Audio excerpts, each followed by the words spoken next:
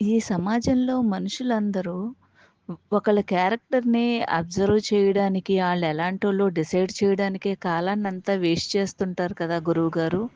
అంటే దానికి ఆయనిచ్చిన సమాధానం, వీళ్ళకి చదువులోనూ ఏమీ రాదు, ఇంట్లో పని రాదు, వాళ్ళనాళ్ళని సరిచేసుకోవడం రాదు. ఇదొక్కటే చేతనవ్వను.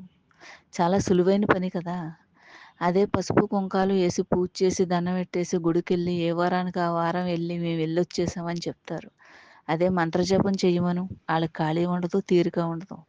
ఎప్పుడు ఎదుటోళ్ళ కోసం మాట్లాడుకోవడానికి, ఆళ్ళని ఈళ్ళని తిట్టుకోవడానికి, గత జన్మ కూడా గుర్తొస్తే అది కూడా తలుచుకొని బాధపడటానికి ఎంతో ఇష్టపడుతుంటారు మనుషులు. ఆళ్ళు సుఖపడరు, ఎదుటోళ్ళని సుఖంగా, ప్రశాంతంగా బతకనివ్వరు.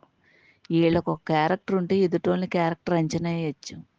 సమాజంలోని చూసే ప్రతీదీ అంచనా ఎయ్యాలనుకోవడం, ఆళ్ళకాళ్ళు మనశ్శాంతి లేకుండా రోగాల పాలైపోవడం తప్ప ఏముంది?